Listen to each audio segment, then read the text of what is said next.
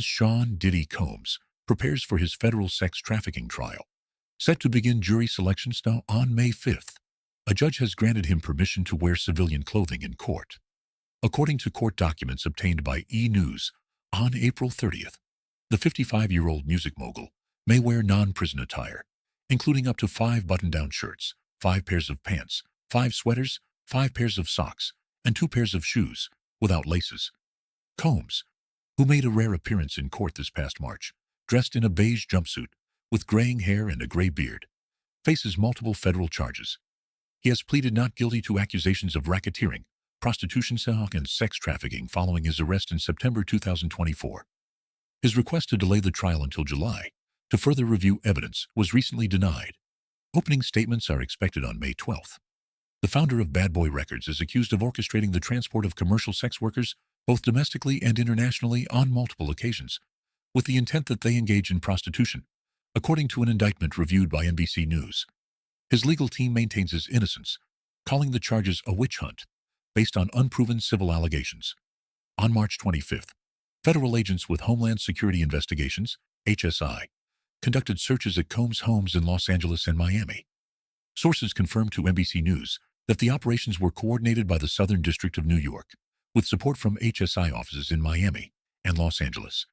At the time, Combs was reportedly in the Miami area. These searches followed multiple civil lawsuits filed against Combs since November, accusing him of sexual misconduct, claims he has publicly denied. In a December Instagram statement, he said, following the raids, Combs' attorney Aaron Dyer criticized the authorities' excessive show of force, adding that Combs was not detained and fully cooperated. There has been no arrest or travel restriction placed on Mr. Combs or any of his family, Dyer said, reiterating the belief that the case is built on baseless civil allegations. During the Miami raid, investigators reportedly seized phones from Combs' residence, where he was staying ahead of a planned trip to the Bahamas. Law enforcement sources told NBC News that firearms were also found. Additionally, prosecutors interviewed 3 women and 1 man regarding allegations including sex trafficking, sexual assault, and illegal drug and weapons activity linked to Combs.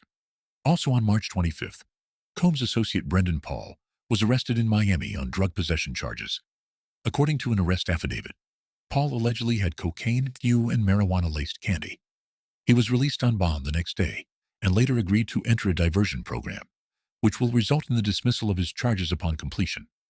Combs was originally arrested in the lobby of a New York hotel on September 16, 2024, though details of the charges were not immediately released. The indictment was unsealed the next day, charging him with racketeering conspiracy, sex trafficking by force, fraud or coercion, and transporting individuals for prostitution. Federal prosecutors alleged that since 2008, Combs ran a criminal enterprise using his business empire's resources to abuse, threaten, and manipulate victims to satisfy his sexual demands and conceal his actions.